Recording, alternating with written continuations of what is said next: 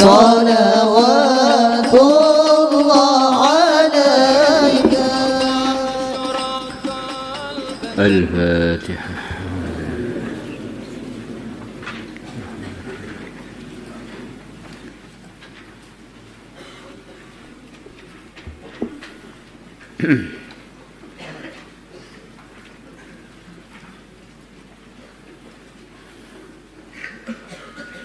Bismillahirrahmanirrahim.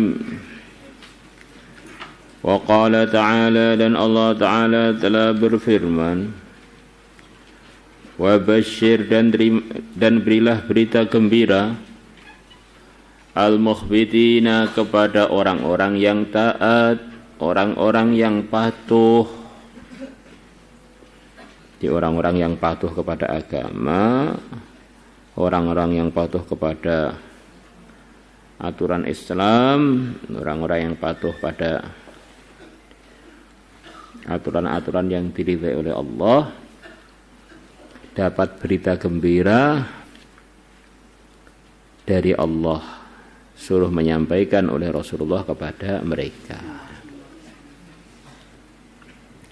Lah orang-orang yang patuh kepada Allah ini siapa aja? Di antaranya yang disebutkan ini, alladzina, yaitu orang-orang, idza dzukirallah, kalau Allah disebutkan, wajilat, bergetar, qulubuhum, hati-hati mereka. Pertama, di antara sifatnya orang-orang yang patuh adalah kalau mereka mendengar nama Allah, hatinya itu bergetar, mengagungkan, ketakutan, sangat memuliakan. Karena orang itu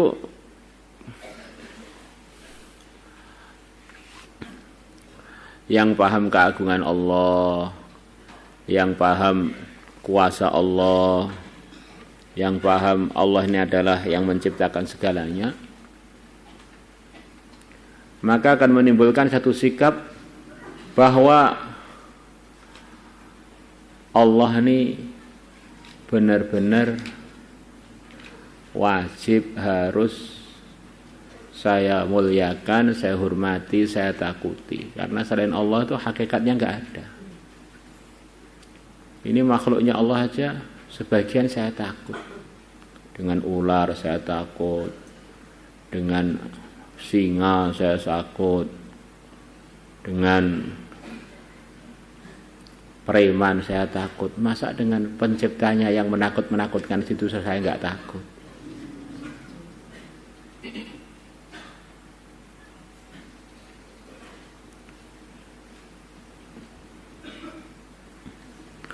Maka tidak ada orang yang lebih takut kepada Allah melebihi para anbiya. Maka tidak ada orang yang lebih patuh kepada Allah melebihi sempurnanya patuhnya para anbiya.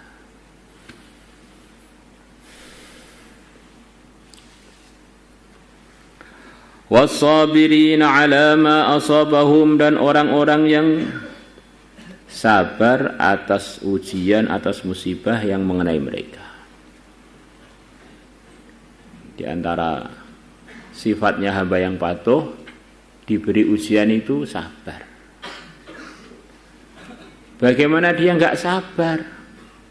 Wong dia ini yakin bahwa ujian ini datang dari Tuhan, satu-satunya yang berkuasa, satu-satunya yang mengatur. Dan saya ini adalah miliknya Allah. Kok saya tidak sabar? Memang saya ini punya hak apa?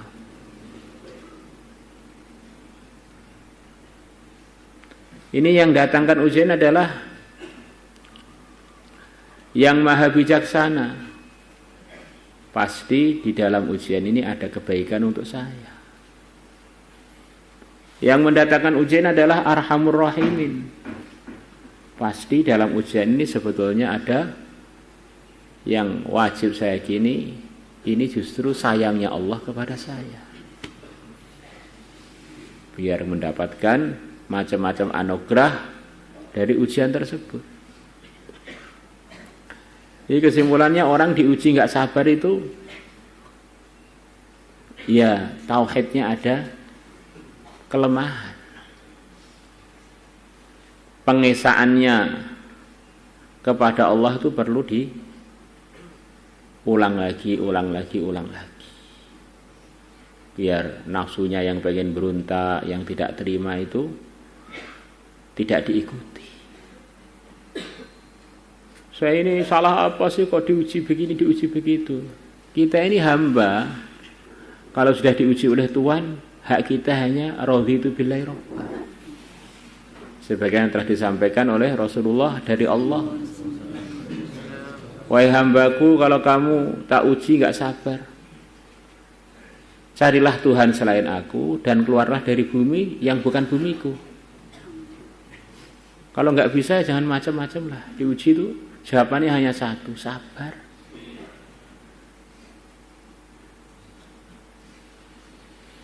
Dan kalau orang itu sabar, wabasyiris sabirin, dapat berita gembira lagi. Yuwaffas sabiruna ajrahum bighairi hisab, diberi pahala yang tidak terhitung. Yu'tauna ajrahum marratain, diberi pahala berlipat.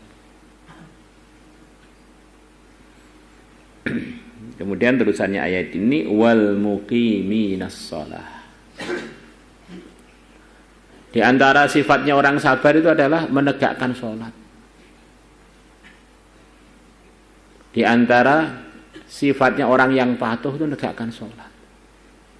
Jadi kalau orang itu belum menegakkan sholat, belum memperhatikan sholat dua waktu dengan sebenarnya, bukan hanya mengerjakan tetapi menegakkan, menunaikan hak-haknya dengan peringkat yang terbaik, itulah iqamatus shalah. Waktunya, syarat rukunnya, gerakannya, Masya Allah, fardunya, sunnahnya, iqamatus shalah. Saya ini sudah baik Pak, tapi kalau sholat kok masih males-males, ya itu belum termasuk mukhbiti. Wa mimma razaqnahum yunfiqun, dan dari sebagian yang aku telah berikan rizki kepada mereka, mereka menginfakkannya. Jadi antara sifatnya hamba yang patuh adalah memahami bahwa sebagian harta itu biar kita diridhai oleh Allah harus kita infakkan. Allah tidak memerintahkan dari kita untuk mengeluarkan semua harta, sebagian saja. Maka orang itu kok katanya cinta kepada Allah, maka di antara ciri khasnya adalah tidak sayang untuk mengeluarkan sebagian hartanya demi cintanya kepada Allah, demi mendapatkan ridhonya, cintanya Allah. Pecinta kok pelit pada kekasihnya, ini kemungkinan kepalsuan cintanya itu dominan. Ada suami katanya sayang pada istrinya, tapi memberikan uang pada istrinya kok pelit, padahal suaminya mampu. Ini tanda kalau suaminya ini memang kurang cinta pada istrinya.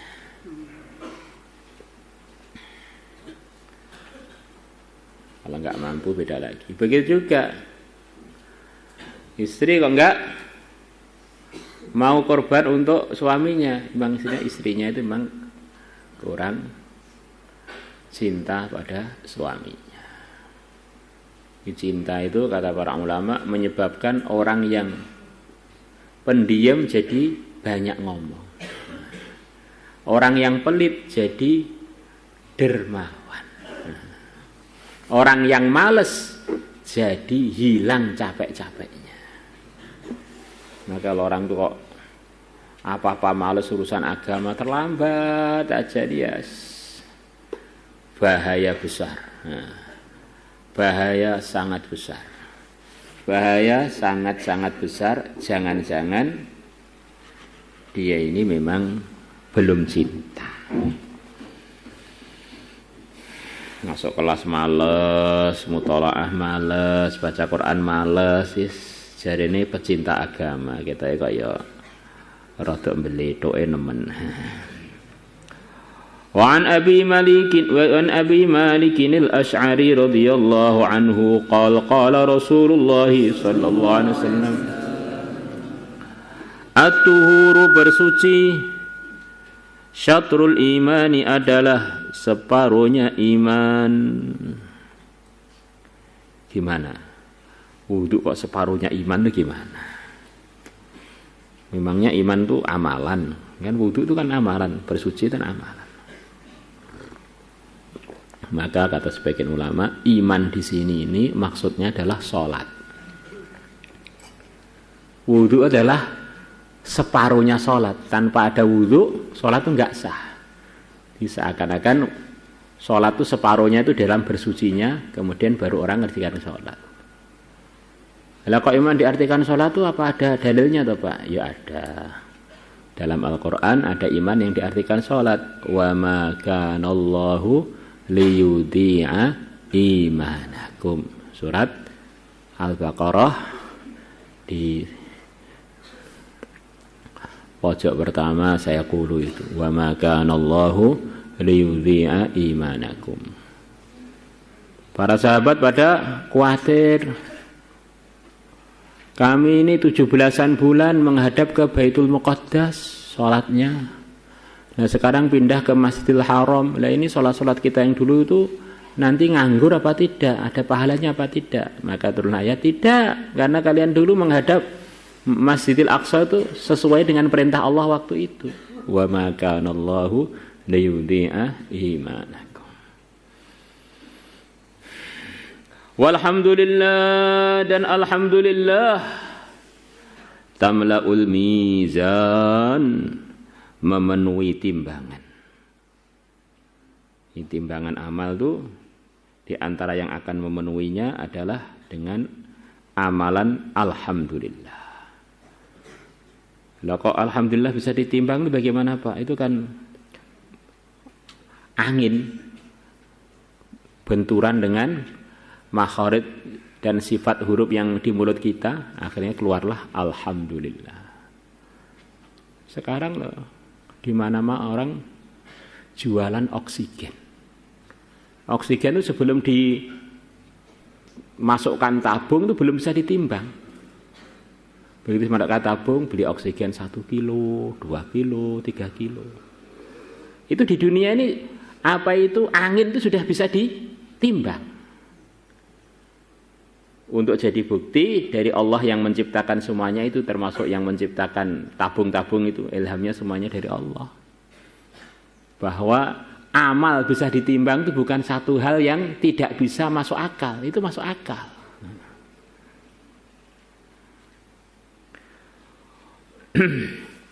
Wa subhanallah dan subhanallah walhamdulillah dan alhamdulillah.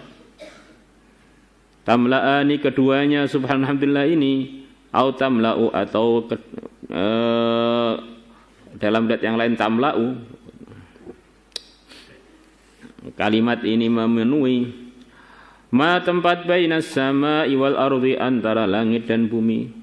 Kalau ditampakkan, kalau orang bilang subhanallah alhamdulillah, pahalanya itu memenuhi antara langit dan bumi. Wassalatu dan salat nurun adalah merupakan cahaya. Di antara maksudnya nanti Allah akan tampakkan orang-orang yang ahli salat, muka-mukanya dimuliakan oleh Allah. Orang-orang yang enggak jaga salatnya mukanya pada menghitam gelap gulita. Orang-orang yang ahli salat mukanya bercahaya. Di antara artinya lagi, orang-orang yang jaga sholat itu nanti di mahsyar itu orang itu ngikut amalnya masing-masing. Orang-orang yang ahli sholat ini Allah akan beri penerangan kepada mereka di jalan mereka di mahsyar dan menuju mahsyar itu. Nuruhum yas'a baina aydihim wa bi aymanihim. Cahaya-cahayanya orang beriman ada di depan dan di arah kanan mereka. Terang. Was-shadaqatu dan sedekah burhanun adalah merupakan bukti. Sedekah adalah bukti. Bukti apa toh Pak? Bukti kalau memang kita ini beriman. Kalau memang kita ini yakin bahwa agama itu benar, Allah itu memang benar-benar ada, Rasulullah memang benar-benar utusannya Allah, maka kita siap untuk melaksanakan perintah-perintahnya. Nah, di antara perintahnya adalah korban harta. Ini bukti iman itu diantaranya adalah sedekah. Orang beriman kok belas gak pernah mengeluarkan uangnya untuk sedekah, mintanya disedekahi aja itu gawat-gawat. Wasabru dia dan kesabaran diaun adalah penerangan.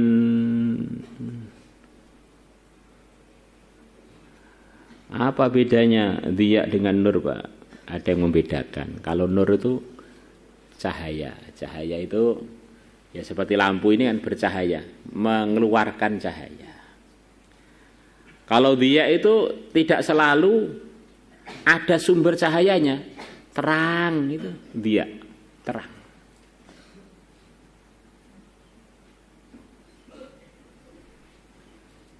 Ya ada waktu-waktu matahari itu ya juga kelihatan tertutup mendung, tapi kita melihat waktu siang itu terang semua. Nah, itu namanya dia.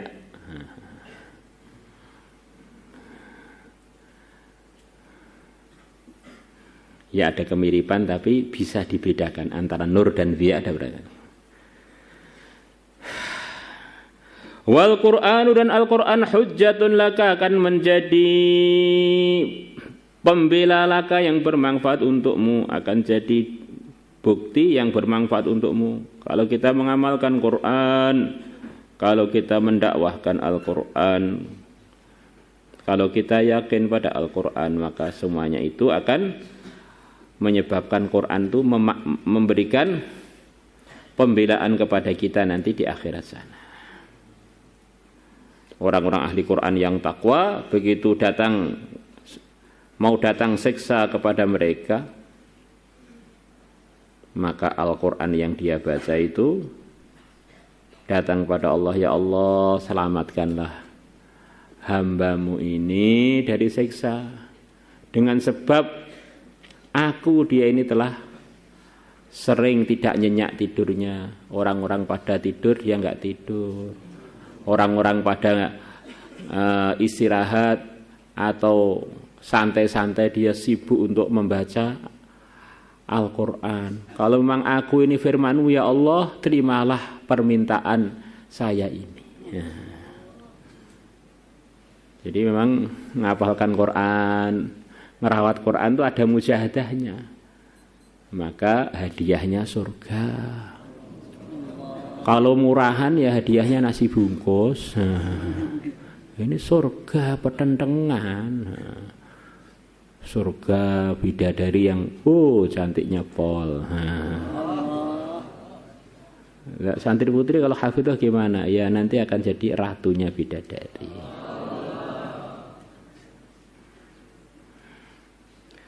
Aw alaika akan jadi dalil alaika yang membahayakan kamu. Kalau Quran yang sering kita langgar, nanti Quran itu akan datang, ya Allah ini hambamu ini sering langgar saya, hambamu ini sering tidak menggubris perintah-perintah saya. Maka akhirnya Quran justru menyebabkan dia ini tambah dapat siksa. Al-Quran merintahkan umpamanya warka'u ma'ar raki'in, suruh salat berjamaah, dia salatnya berjamaah. Selepas jamaah baru datang. Quran memerintahkan kullil mu'minina yaghuddu min absarihim wa yahfadhu furujahum. Seterusnya wa kullil mu'minati yaghdudna min absarihinna wa yahfadna furujahun. Suruh jaga pandangan, suruh jaga kemaluan dari yang haram. Malah hari-hari mandang yang tidak boleh dipandang, akhirnya kemaluannya tidak bisa dikontrol. Al-Quran memerintahkan laki atau perempuan tidak boleh pacaran. Wala muttakhidhi akhdan, para laki-laki tidaklah boleh punya pacar. Wala muttakhidati akhdan, para wanita tidaklah boleh punya pacar. Malah pacarnya seambrek-ambrek. Akhirnya Qur'annya jadi hujjatun alaihi.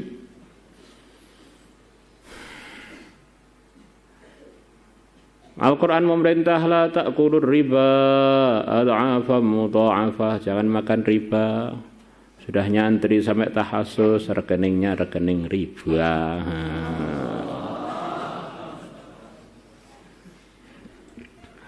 Kullun nas, semua manusia yagdu, dia ini berpagi-pagi, fabai'u nafsahu, maka ada yang menjual dirinya.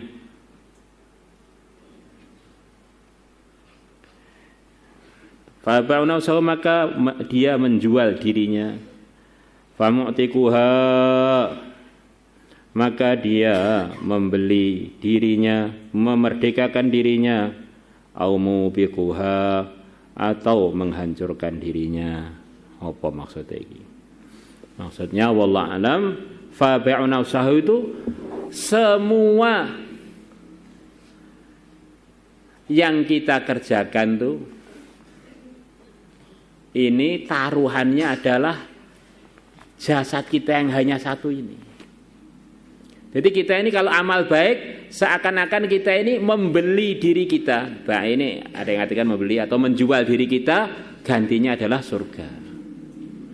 Kita capek ibadah, capek ngaji, capek dakwah, ini kita menjual diri kita dengan ditukarkan surga. Begitu sebaliknya, bangun tidur maksiat ini, maksiat itu kita menjual diri kita, gantinya neraka. Maka famu'tikuha, maka ada yang memerdekakan dirinya dari neraka, au mubika, atau menghancurkan dirinya dengan memasukkan dirinya ke neraka. Di neraka itu produksinya dari diri kita ini, surga begitu juga. Maka setiap amalan kita itu jadi surga atau jadi neraka. Maka setiap kita mau amal apa-apa mikir, ini jadi surga apa jadi neraka. Gosok serandal ini surga apa neraka. Makan mendahului temannya, saya makan temannya enggak kebagian makan, ini bagian dari surga apa neraka. Ini di kelas ngantuk, ini bagian surga apa neraka. Diajar gurunya melayang sana melayang sini, ini bagian surga apa neraka. Maka ingat fabai'un nafsahu famu'tikuha au mubikuha.